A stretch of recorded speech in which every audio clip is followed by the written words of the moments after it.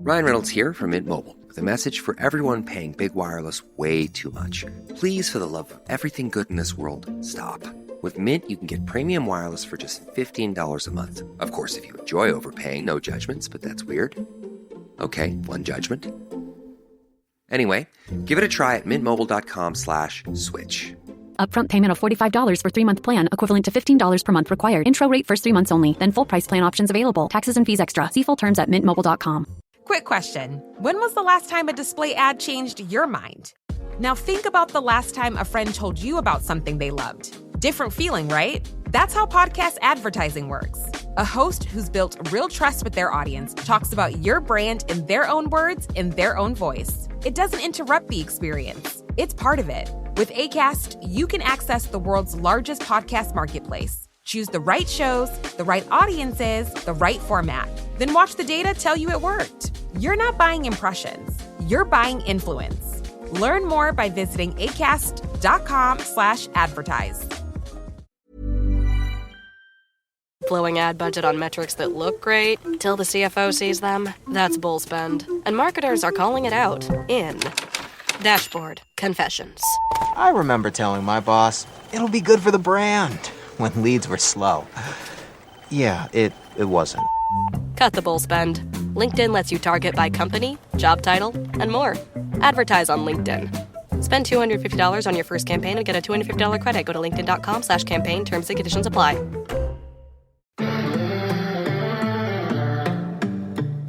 Hello, everyone, and welcome to Tech Magic. I am your host, Cathy Hackl, and this is the Adweek podcast where we talk about technology, innovation, spatial computing, AI, robots, and everything in between. I'm joined, as always, by my co-host, Lee Kebler. Lee, how you doing? Getting ready for Treefort? I am. We are in full, prepared mode. Yeah, it's actually taken up my entire week because I'm doing two things there. I'm doing the keynote for Hackfort, and that's on Friday. And then the band that I play in is playing on one of the big stages on Saturday. And so for those who don't know, and I was one of them, Treefort, this sounds so tongue-in-cheek. This is not a jab at South by Southwest, but Treefort's kind of going towards the indie, technology and music, what South by Southwest used to be. Yeah. Because South by Southwest has just grown to a point where, and you get to a point where it's just so big that it becomes its own brand, and you can't hold that folksy indie energy anymore. You just can't do it, right? So that's not a jab at South by Southwest, but it is very much kind of the Northwest version of that. And I've never been before, so I'm super excited. And instead of it starts, I think, Wednesday, and it goes all the way through the weekend. But they do what are called forts. Treefort is the entire thing, like forts, right? They're like forts. Hackfort, and so Hackfort's their technology side. There is a pod fort, and I don't know why we're not there. So I'm just saying. So I'm going to go check out Podfort as well. But yeah, I'm keynoting the Treefort, the Hackfort version, which is the technology side. And I've been working on, I thought I knew what I was going to talk about. And, technology just keeps growing and changing. The news keeps growing and changing. And now I'm kind of taking a moment to go, this is a real opportunity for me to say all the things that I can't say on the podcast. You can say it on stage. Say it on stage. I'd say it on stage, and so, we're going to have a real conversation about how you traverse the unknown in a very unknown time frame, right? There's a lot of people trying to figure this out. And this isn't, for me, in the technology space, and you as well, this isn't the first time we've been in a scenario where there's major changes happening in society. Yeah. There's a lot of stuff that's going on, and it may impact, this isn't even my first time facing the whole tariffs conversation for technology. Yes. We've been down this road. You and I both have done it. And so I think that there's a need to have the conversation of we're not going to complain about this. What do we do to push our own technology forward, right? To pull our own innovation up front and say, here's where we can meet people. Here's how we innovate. Here's how we design in this space. We're going to have a big conversation about hype cycle and how to ignore it and not to get caught up in it, because good grief, does our society have a problem with the hype cycle? And then we just fall into that trough of disillusionment. We didn't know it was there. It's you've been here before. So, Oh my gosh. Well, I'm excited. I can't wait to hear about it next week. yeah, You have it's to going bring to us be. all the information about it. I'm actually flying down to Costa Rica on Wednesday because I'm doing a keynote on Thursday in Costa Rica for a Nice. women's event. So I'll be talking about leader women in It's leadership. good weather right now, isn't it? Yeah, it's still a little rainy down there, but it's not bad weather. It's like always great weather. So I'm like not complaining. Plus I get to see my parents and who are down there. Right, So right. it's exciting. I'll be there for a couple of days. But I did want to tell you a few things. So a few things that I kind of realized over the weekend. I went to my daughter's high school's big like gala fundraiser, right? It was super fun, got all dressed up and went with a friend of mine, a fellow mom. And I started realizing that, so my oldest daughter who's in high school is borderline Gen Alpha, Gen Z. And I've realized that, I mean, she's 14. So 13 and 14-year-olds are starting their dating journey. Yeah, that right? checks So out. Yeah. Newsflash, Generation Alpha is starting to date. Okay. So it made me think a lot about my current state because I got divorced and now I'm back dating and all these sorts of Right, yeah. things. And I'm not on the dating apps per se, like I'm getting back in there slowly. But I'm like, oh my gosh, I might be on a dating app at the same time as my child's going to be on a dating app. That's crazy because we're going to use them very different ways, right? Right. But doesn't that blow your mind that I'm not going to match with them in any way possible, right? Because they're children and they shouldn't be on dating apps. But as they get older and they get to be 18, they can be on the dating apps, right? It's almost like the reverse of removing the romanticism out of it, right? But it's almost the reverse of, I remember being very into social media and then my grandparents got a Facebook page. Yes. And I was just like, wait a second, I didn't teach you how to do this. Where are you learning these things? What Why is Mima sending me a friend request? I definitely had that conversation about a couple family members. Just like, I barely want to see this person at Thanksgiving, let alone daily on my Facebook page. This was, real talk, right? Like that's something I think we've all experienced. So looking at it from that lens, that's a little surreal of a moment for sure. Isn't that crazy? So I realized this during the whole thing, and I'm like, newsflash, Gen Alpha starting to date. So I've been talking to a lot of parents about where their kids are meeting their kind of like boyfriend, girlfriend, like the first ones, like first boyfriend, girlfriend, kind of, when you start. And some kids do it at 12, some kids, there's all sorts of ages, but around like 12, 13, end of middle school, beginning of high school, like this whole thing really starts to kind of like take shape, right? The beginning of the journey. So it's been interesting just listening to my daughter talk about how the kids are using, who's snapping who, and all these sorts of things, and realizing that. So I'm definitely going to be writing about Gen Alpha dating, kind of. I met a mom, for example, at the Apple event. Yeah. The developers event I went to. She started talking about how her daughter, who's like 14, met her best friend in Roblox and her boyfriend. So you and I have talked about gaming. Yeah, so. I know it sounds strange to people, but it isn't that odd. I think it was socially harder when it was Second Life, right? Like that just felt like a too new of a bridge too far. But it isn't really that crazy anymore. And big proponents of, there is a massive dating scene when it comes to a lot of these online playing, like a lot of people met in World of Warcraft. This is not new, especially when you start looking at platforms like VR chat that has an incredibly involved and crazy dating scene. And I think that it's also a good reminder that what would be considered like the gender specific thoughts for like video games have shifted, right? And that it isn't just guys playing video games on the couch, that that society has moved in a very real way into these platforms, and these platforms are functionally an important part of people's lives. Because if you tell somebody, I met so-and-so, I met them on Facebook and then we got together for drinks and blah, blah, blah. That doesn't sound as weird as it probably sounded like 10, 15 years ago.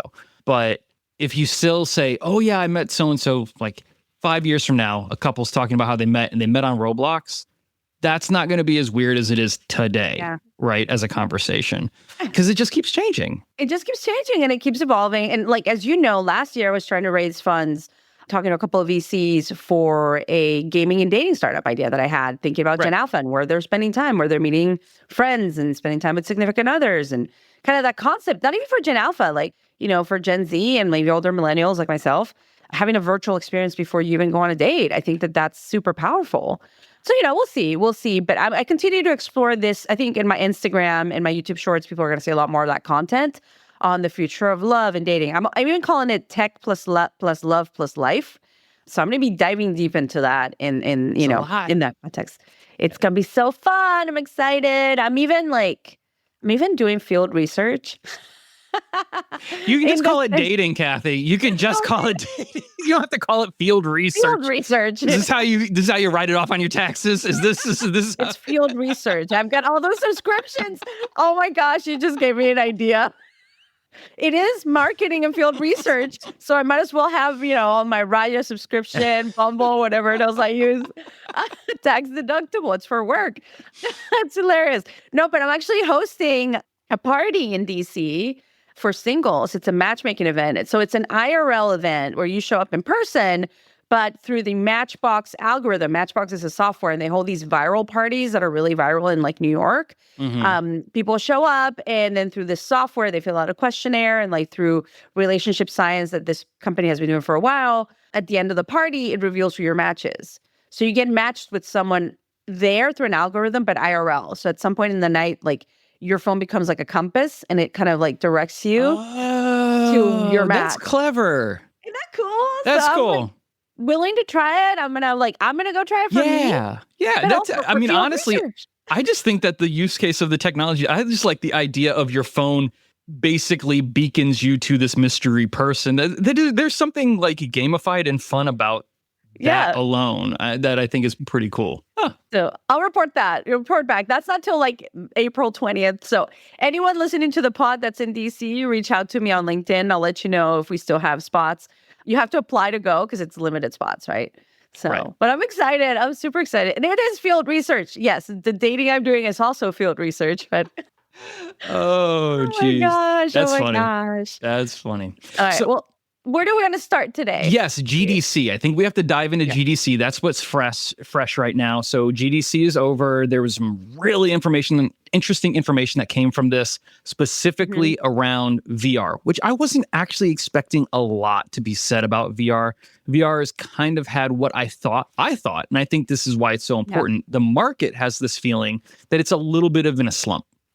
However, I'm also very well aware that the Quest 3S has sold like hotcakes. It has hit a very specific price point and was one of the most purchased things during Christmas.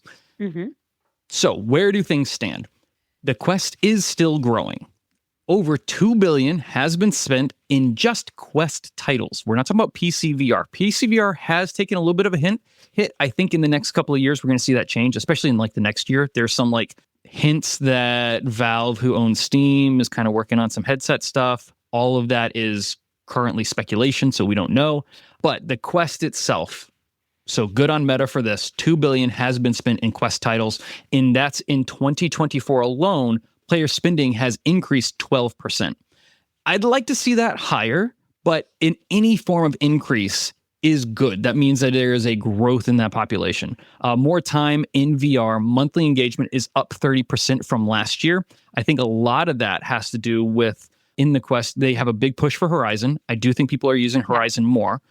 The popularity of games like Rec Room and VR Chat through the roof.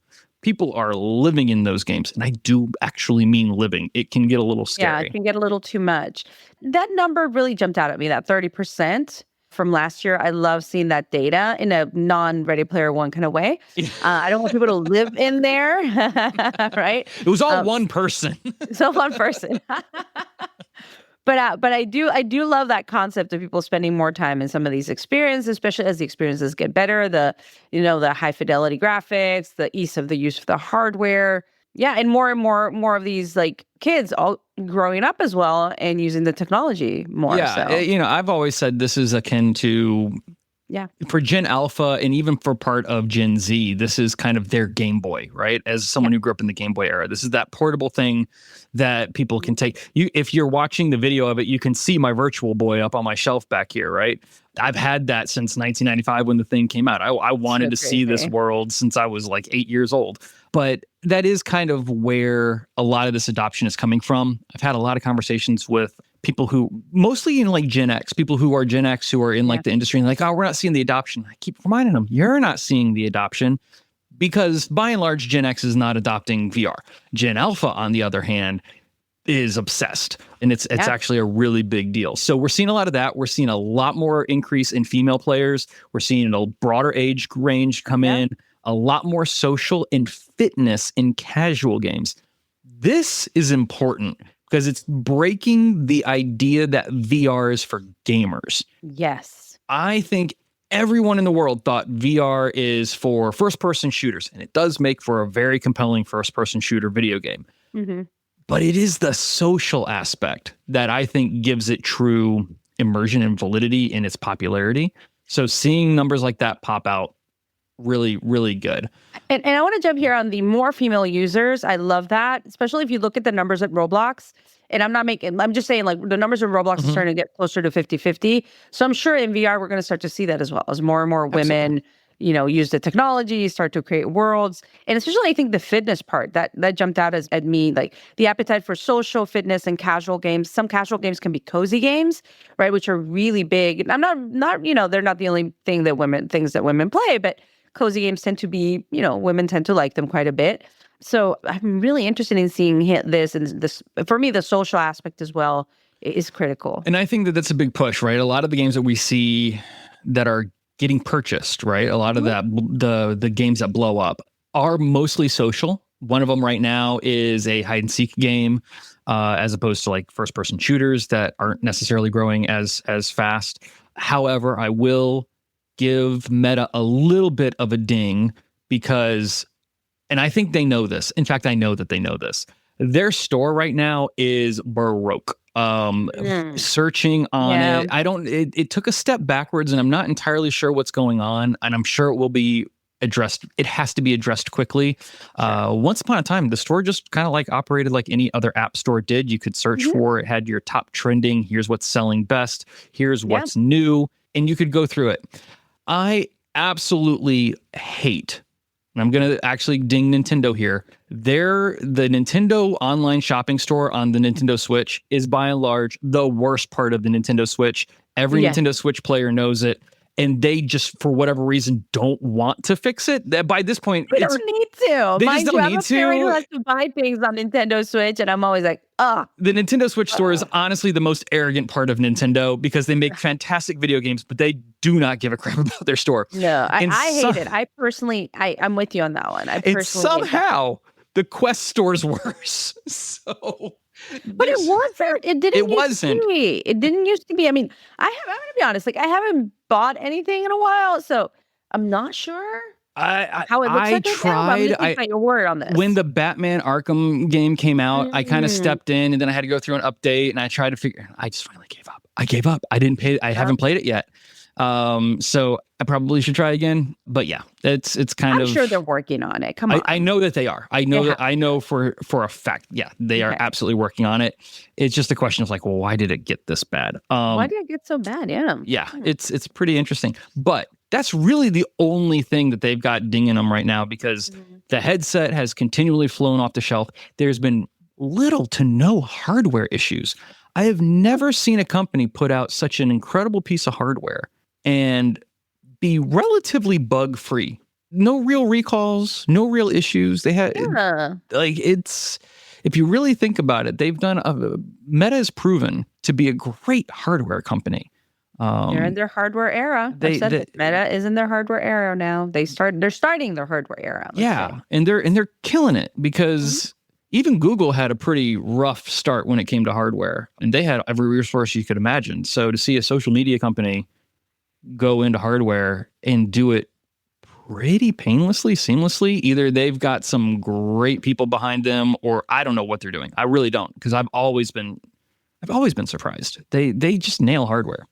Here's the funny thing. You said they're a social media company. And in my mind, I'm like, if you were to ask them, they'd probably say they're an AI company. No, they want to be an AI company. They're not one yet. They're building into it. They're multiple. I mean, they have WhatsApp and they've got Instagram and they got Facebook and they've got Oculus but yeah, I'm like, if they would probably describe themselves, I guess, as an AI company. Yeah, I mean, I get it that you can want to be something, but at the end of the day, you are currently seen by not only your shareholders, but by the rest of the world based on the amount of apps that you own. You just listed off all of their assets. Most of them, yeah. Even Horizons is a social media, right? Mm-hmm. Everything they do has a social media twinge to it. They've got other things. They're doing hardware. They're definitely a data aggregate company. They're definitely a marketing platform, right? But at the end of the day, what are they? They are connecting people with other people and with general interests. And that's what they do best. Now, they'll put AI into it. We're seeing AI go into crazy places. That's actually a great transition to the next story. It's a fantastic transition. Let's go to the drive-through. So you and I, know that I've got a background in the food industry of all places, which is super strange. Even with always baffled me that you do, but yeah. Yeah. Strong background in food and VR of all places. But food and AI has now come up. For those who don't know who Yum Brands is, they're huge. They're massive. They own Taco Bell, Pizza Hut, and KFC. I was going to say, if people don't know what Yum Brands is, they definitely know. They've eaten at a Yum Brands restaurant, possibly in their life at some point, whether it was college or at some point they've eaten at one of these places. And there's part of me that thinks that they're actually the largest, I'm going to use the correct term, and one of our listeners is going to appreciate this, QSR. You don't say fast food. It's quick service QSR. Restaurants. So they might be the largest quick service restaurant globally because, KFC is everywhere. Pizza Hut is in Asia everywhere. Especially. Yeah. KFC's huge. They're a massive brand. Oh. But, and I want to know what you think about this. Mm-hmm. They're looking at injecting AI into the drive-through ordering system. So I saw Joanna Stern from the Wall Street Journal do a review of her, I think it was Hardee's. I can't remember which company it was, but she was doing the drive-through with the AI. And at that point, it wasn't good. Mm-hmm. When you say it wasn't good, though, we've all been through that drive-through. Like, it can get worse, right? Yes. Well, yeah, let's see. Let's be honest. LLMs are not perfect, right? They're getting really good, but they still hallucinate. What if the AI tells me that I can do you want to try the blah, blah, blah combo and that combo doesn't exist? Or what if I say something and it doesn't understand what I'm saying and then it gives me I just don't know. I don't know. I'm not going to the drive-through for human connection. Okay. That's not where I'm going. Right. I'm not going there for that. So I don't feel like I need the human in the loop to feel human if I'm ordering drive-through. But I don't know. Humans make a lot of mistakes. Is the AI going to hallucinate, make weird mistakes? Is it going to make service better? I don't know. Who do I complain with if something's not in my bag or they didn't do it right? Well, I was thinking about this. AI is really powerful when it has a limited amount of options that it can. So I can see a situation where AI being put in place in the ordering system. Let's really break this down. Because I think this is a good thing. You have a limited menu, so it can't, even if it hallucinates, it is still within a limited space. You have still people who are checking this order. But imagine the power of someone who speaks another language being able to go through that drive-through, speak in their own language, and that AI instantly is able to recognize it, not go through a translation because it actually speaks whatever language you're throwing at it because it's an LLM, and has the ability to then match that and make the order and give the correct amount total and things like that. I think some spot checking is going to be necessary, but we do know that if the fence is really tight, which this is going to be one of those things, you're not going to order a big bucket of fried chicken and walk off with escargot, right? That's yes, no. It is KFC after all, people. It's not French Laundry. Yes. That's a really good point. I love the idea of the multiple languages. I think that's going to facilitate things. I mean, it could probably do a good job because when I talk to ChatGPT, like I'll be like mid-sentence and I'll be like, no, scratch that, do this. Right. And it'll get me. It'll be like, okay, let me rewrite that or let me rethink this. So, and that's what's going to happen when you're ordering food. You're going to be like, you're in the car with all the kids. They're screaming. Half of the soccer team's in the back of your car. You just pick them up. And it's like, no, Ms. Hackl, I don't want fries. And no, Johnny doesn't want a Fanta. Like, I can imagine like having to talk to this AI multiple times to correct the order. Right? Right. And it's got to be good enough to keep up with that. I mean, the humans are... But if you're looking at that screen, because they all have screens now, when you go up to a drive-through and you're seeing it list out, you'll see if it's making a mistake. Yeah, and most of them work. Most of them work. I just think that this is, for me, I think this is probably a good use case of the AI, and I don't foresee it as being part of the loss of the workforce either, because I think you're still going to need that workforce. I have, once again, one of the things that really drives me crazy with society right now, and this is going to be like my old man yells at the clouds about AI moment, we seem to miss the point when it comes to this AI integration into our everyday lives. AI is a tool that can make really smart humans superhumans. Yeah. And instead, because of the society we live in, they're just saying, well, can't we just get rid of the smart humans?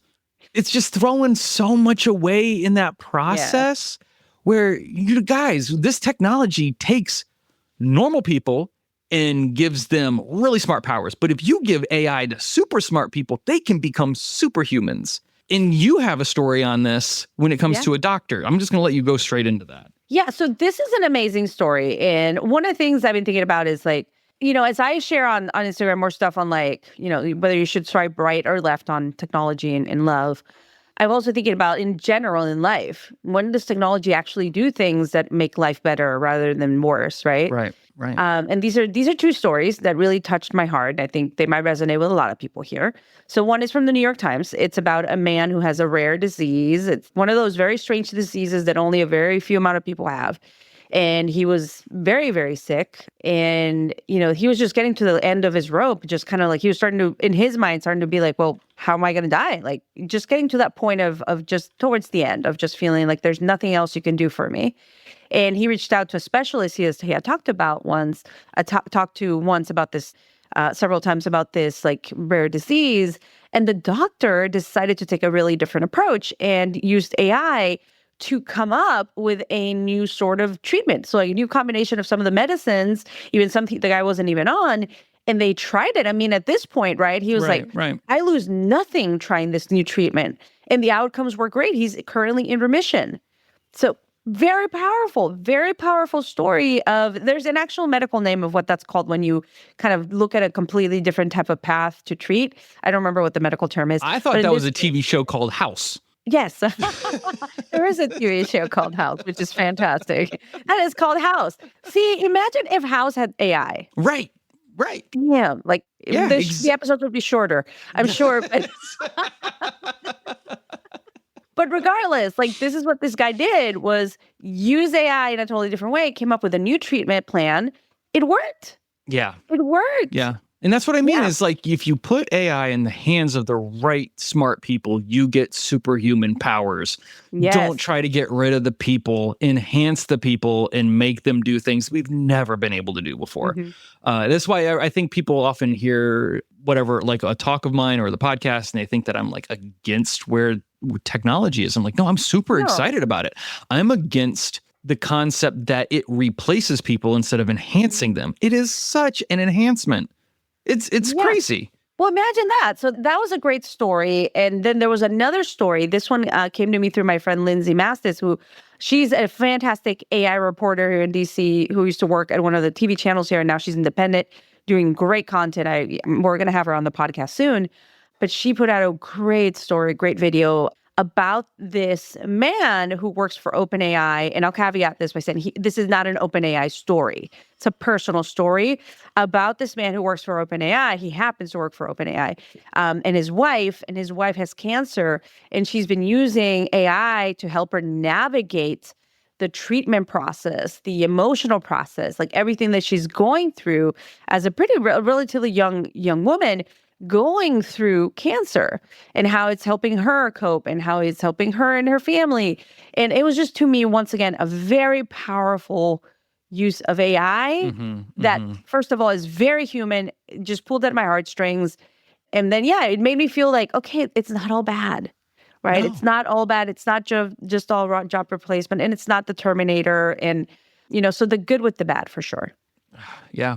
I just am very hopeful for those who are leveraging what this technology can do the right way, the powerful way, the way that actually does good for humanity. Because again, it is kind of like the internet. And I've given so many keynotes where I've said word for word, the internet was great, but it's a hammer. You can use it to build a house, or you can use it to kill somebody, right? It can be a weapon, or it can be a tool. It just depends on how it's used in the hands of the person who has it. And AI, honestly, is the exact same thing. You're either going to use it to destroy entire sectors of a market, or you're going to use it to enhance the entire market and enhance people's lives, and you're going to see it, be prosperous and grow. It's just what we do with this. Well, and this is the interesting part. To that point of famous quotes is like, the future's already here. It's just not evenly distributed. AI has been more evenly distributed than many technologies, right? 100%. 100%. Which, once again, hyper augments the humans, gives us powers that we'd never had before. I myself feel like an augmented human. Like, I'm doing things in Lovable and like all these sorts of things that I'm just kind of like, wow, I'm creating all these sorts of things. I'm just, like, I don't know. It's not fully evenly distributed, but it is more distributed than it has been in other tech revolutions. Oh, 100%. It's up there with the internet. It's up there with like the access to the internet, the ability, the fact that we do kind of live in a society where everyone has a smartphone in their pocket because that's the default way to be in the modern world. That alone has given us such unfettered access, not only to the internet and information, but now to AI for processing. It's incredibly powerful. Yeah. So, all right. So let's see what others. How about this? Why don't we go on break? And when we get back, we'll talk about some of the things that are happening with AI law, because that's been something that you and I have talked about in the pod before. And there's a couple of advancements we need to bring to everyone's attention. So let's go on break. This message is brought to you by Warner Brothers Discovery Advertising. And this is more than an ad. This is an invitation to be part of the stories the world can't stop watching, to connect with moments that dominate the conversation, to participate in culture, not just advertise around it. With the most sought-after IP, passionate audiences, and an advanced AI-powered foundation, WBD Advertising transforms attention into influence and impressions into outcomes. This is innovation. This is impact. This is opportunity. This is Warner Brothers Discovery Advertising. Visit advertising.wbd.com to learn more. Blowing ad budget on metrics that look great till the CFO sees them? That's bull spend. And marketers are calling it out in Dashboard Confessions. I remember telling my boss, it'll be good for the brand, when leads were slow. Yeah, it wasn't. Cut the bull spend. LinkedIn lets you target by company, job title, and more. Advertise on LinkedIn. Spend $250 on your first campaign and get a $250 credit. Go to linkedin.com/campaign. Terms and conditions apply. Ryan Reynolds here from Mint Mobile. I don't know if you knew this, but anyone can get the same premium wireless for $15 a month plan that I've been enjoying. It's not just for celebrities. So do like I did and have one of your assistants switch you to Mint Mobile today. I'm told it's super easy to do at mintmobile.com/switch. Upfront payment of $45 for 3-month plan, equivalent to $15 per month required. Intro rate first 3 months only, then full price plan options available. Taxes and fees extra. See full terms at mintmobile.com. Here's a tip for you. There's a podcast out there with fans waiting to be your next customer. They tune in every week, they trust the host, and that host wants to talk about brands like yours in their own words to their audience. The problem is, you just haven't been introduced yet. We're Acast, where that introduction happens. As the world's largest podcast marketplace, we let you browse shows, see who's listening, and book HostRed sponsorships or run your own ads all from one platform. Transparent pricing, real-time data, complete control. Start advertising on podcasts by visiting acast.com/advertise.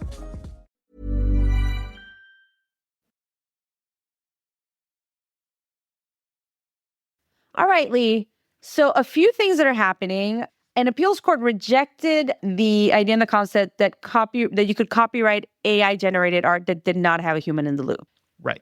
So this let's is talk really a little bit about that. So yeah, the United States Copyright Office did put out a statement of what their kind of like guideline is for AI copyright. We'd all been waiting for it. It came out.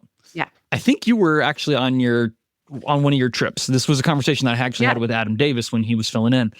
I, by and large, which is shocking, agree with the statement that our government put out on what can be what copyright exists within AI. And that is anything that is AI generated that has no contributing value from a human outside of the prompt that it was given cannot be copyrighted, and therefore is just what it is.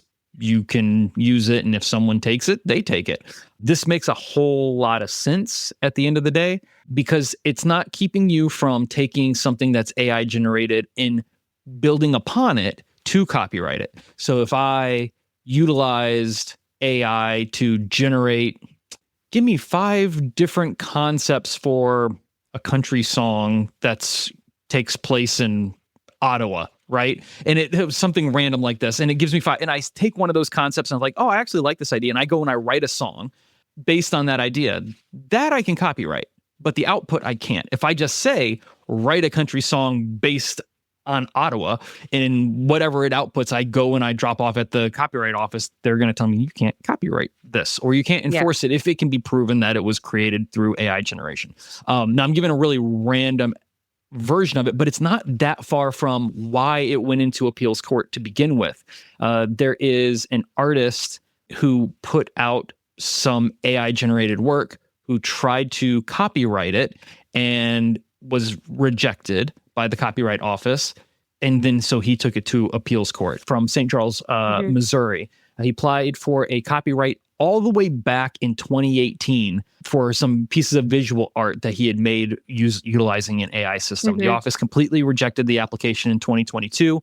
This is kind of where it all pushed things forward. And then the DC circuit said, nope, we're going to uphold what we had found, or what the previous court had found, and kind of said, tough luck. I think it's the right call. I do. It makes a lot of sense, especially since there's this open-ended question about utilizing copywritten material to do AI generated output. This is a whole different conversation. Is it fair use? Yeah. Right. Is it fair use? That is still up for hot debate, and we don't know what's going to happen. So much so, and I think that we're going to see a lot this year come up with that, because even Sam Altman has been very public and said, listen, if you do this, we're toast. Like, I've never heard such blatant explanation of, like, they basically were like, yeah, we did it. But if we don't do it, it doesn't work. So does the output justify the means? Yeah. And that's why when they were like, DeepSeek used our blah, blah, blah, we were like, oh, I feel so bad for you. Right. Woo-hoo, Crimea River, right? It's like, oh, someone copied your stuff? What? Right, how dare they? Karma, my friend.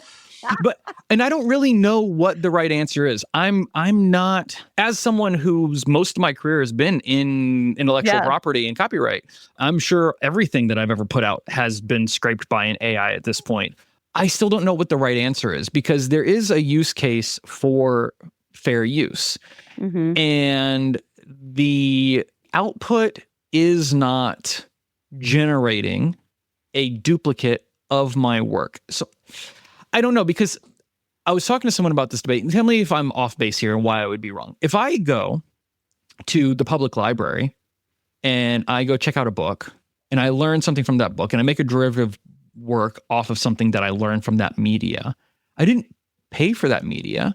Now, technically someone did. I get that. Well, I just don't know if that's the right example. And I'm not defending. If it goes in the direction of, look, we've kind of opened Pandora's box, and so we have to make this fair use, I won't be surprised. if they do say, you can't do this because this is based off of copyrighted material, I'll also celebrate, right? Like I don't really know. I can play the mind game in my head. I can be the judge and the jury in this conversation in my head. Both sides are valid. I think that the way they went about it, and I'm talking specifically about OpenAI or any of these AI LLMs, specifically waiting to see what happens between Amazon and Facebook, because that's a whole other can of worms that kind of popped out and then went silent, but I think it's coming back. For those who don't know, there was some question about how Llama, the LLM from Facebook, scraped a ton of books. And I believe from everything I've read, like Amazon is kind of sitting here going, we know where you got it, and we kind of are the ebook vendor of the world. So I don't know where that's going to come up, but I think it's going to pop up in conversation here shortly. It's definitely going to be part of the conversation. And talking about things related to AI laws, the country of Spain has approved a bill that will impose fines of up to $38.2 million for companies that do not properly label AI-generated content. That includes deepfake images. So I'm really interested in seeing how this kind of like evolves and changes. Okay, so I love it. I love it. How do you prove it? Yeah. That's a massive I think they're going to look at the idea and the concept is how they label the metadata, right? But I can rewrite metadata. If you got a PC and if you got a PC in 15 minutes to Google something, you know how to remove and rewrite metadata. I'm not saying the average user knows how to do that, but someone will build a tool. If you can build a tool to remove DRM, which is highly illegal, but people don't do it. People, we're not saying this is not legal advice. I'm just saying, like, technologically speaking, it can be done. Don't tell me that someone's not going to create a tool that's going to just strip metadata. Right. And yes, AI, for me, if you have a keen eye, you've been in this for a while, you can see it from a mile away, but that's temporary. That's it's going to go away. It's getting so good. It's getting real good. It's getting so good that here in the U.S., there's a push for the Take It Down Act. Have you heard of the Take It Down Act? I have not. Do tell. All right. There's many people involved. This is actually a bipartisan push. It is one of the main spokespeople for it is the First Lady, Melania Trump, but it is a bipartisan thing. But the Take It Down Act, which I think is actually a really good idea and concept, criminalizes the publication of NCII, which is non-consensual intimate imagery. Photos that you send someone that might get put up or changed, or someone grabbing images, a picture of you, and then deep faking it into porn, and then putting it up somewhere, all these sorts of things. So it criminalizes the publication of an NCII or the threat to publish NCII in interstate commerce. And it also has to do with AI and deepfake porn. So, or deepfake images of you in any way, shape, or form in that sense.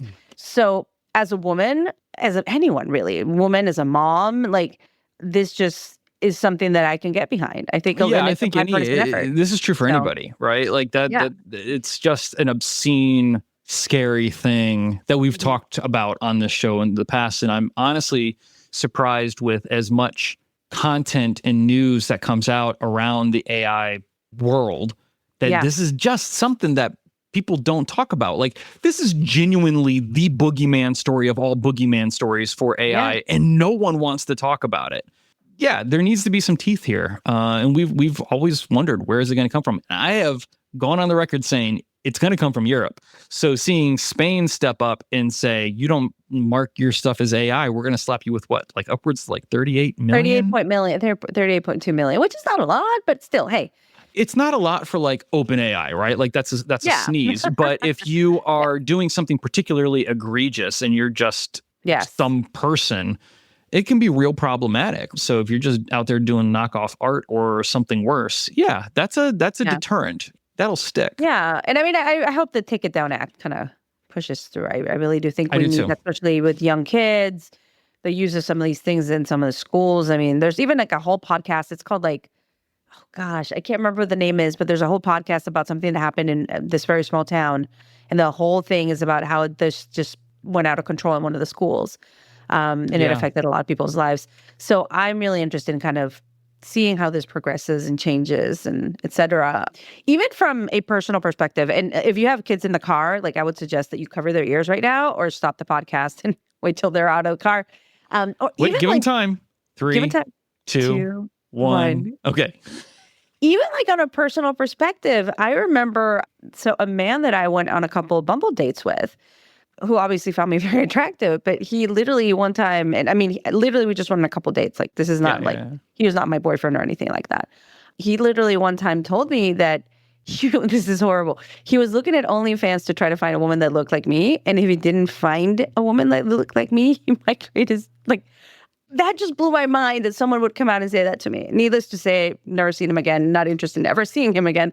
So he just went out, he like ran to Walmart, bought a big red flag, and then ran it up the pole, right? Giant. I was just like sitting there and just like, I don't think he didn't know me. Like he didn't know I was very into tech. And I'm just sitting there like, woof, that's rough. Are you serious? I'm like, damn, like, where's this like date 3? We're just getting to know each other. And he says that. And then he's like, if not, I'm going to build my own. I'm just like, oh my gosh. That's so worried about like what pictures did I put in my Bumble profile, right? Like, I don't know. So yeah, that's pretty crazy. So that's why I didn't want any kids in the car for that. But yeah, pretty insane.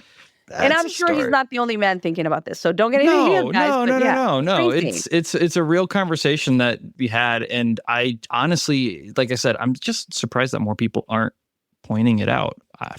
Honest to God, like, I'm very honest. So honest to God, truth, like that's pretty crazy. I mean, there's a lot of crazies out there. Yeah. So it gets worse. It gets worse, but it also gets better. It just depends on where you're going. It gets better. Yeah, it depends on a lot of stuff. So, yeah, that's for some AI news on a lighter note. There we go. What else? What else do we have in the docket? Let's see. That's what I had today. Unless you've got anything else, I think we can wrap the show. Yeah, I don't think I have. I mean, news is always breaking. There's tons of tech stuff happening all the time. But yeah, I think that's it for me. Well, before we wrap up, I always like to suggest some music, and I'm going to take a unique opportunity and break all of the rules and not suggest anything that anyone's heard, because the band that I play in, Cool Era, is actually releasing their EP today. This is going to go live on Wednesday. So, go check out our music and enjoy it. I'm just going to do a very selfish self-plug. If you like jazz, if you like pop and like some forms of hip hop, it's a really interesting jazz band. It's all live musicians. Just love what we do. Check it out. The band's Cool Era, COO ERA. The EP will be available on Apple Music and Spotify. So I'm excited. Great harmonica playing. There is a harmonica solo on one of the tracks if you can find it. One of the tracks has a great harmonica player in it. I love it. Well, I'll tell you, I guess the only thing that anyone's reading in my house this weekend is the new Hunger Games book. I didn't know there was a new Hunger Games book. Oh my gosh, it's all over. It's like everyone's buying it and reading it. I am under a rock. So it's not the prequel. It's like, anyway, it's like Haymitch's, it's when he's in the quarter quell when he's in the arena. And it kind of explains why he became a drunk. So, but yeah, like, I had no anything anyone's idea. reading in my house. Well, that's what I get for having young kids. Like, it's all like, Mom, you must buy me this book. So, new Hunger Games book, everyone. That's great. All right, everyone. Well, thanks for tuning in to Tech Magic, where we always invite you to come for the tech, stay for the magic. I'm Lee Kebler here with the incredible Cathy Hackl. Special thanks, as always, to Adweek for bringing this show to you. If you'd enjoyed today's episode, please leave us a review. Let us know your thoughts. We'd also love to connect with you. Just search for Tech Magic, Cathy Hackl, or me, Lee Kebler, and you'll find us on your favorite social media platform. We'll be back next week.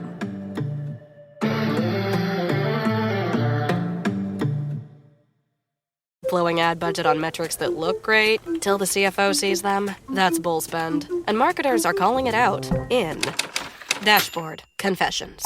I remember telling my boss, it'll be good for the brand, when leads were slow. Yeah, it wasn't. Cut the bull spend. LinkedIn lets you target by company, job title, and more. Advertise on LinkedIn. Spend $250 on your first campaign and get a $250 credit. Go to linkedin.com/campaign. Terms and conditions apply. Hey, Yetis, this is Nick and Jack from the Best One Yet podcast. Now, the last company we worked at, they used Paylocity and everything just worked. It wasn't until launching our own media business, this show, that we realized how rare that is. Because Paylocity is one delicious burrito of operational needs. They roll up HR, finance, and IT seamlessly into one delicious bite. When everything wraps together like that all at once, your workforce, your tech stack, your business, you don't need more tools. You don't even need cilantro. You need one solution. And that is why Paylocity built a single platform to connect HR, finance, and IT with AI-driven insights and automated workflows that simplify the complex and power what's next. Or as we call it, a delicious operational burrito. Yes, we do. Experience a one place for all your HCM needs, besties. So start now at Paylocity.com/one. Paylocity.com/ONE. Ryan Reynolds here from Mint Mobile with a message for everyone paying big wireless way too much. Please, for the love of everything good in this world, stop. With Mint, you can get premium wireless for just $15 a month. Of course, if you enjoy overpaying, no judgments, but that's weird. Okay, one judgment. Anyway, give it a try at mintmobile.com/switch. Upfront payment of $45 for 3-month plan, equivalent to $15 per month required. Intro rate first 3 months only, then full price plan options available. Taxes and fees extra. See full terms at mintmobile.com.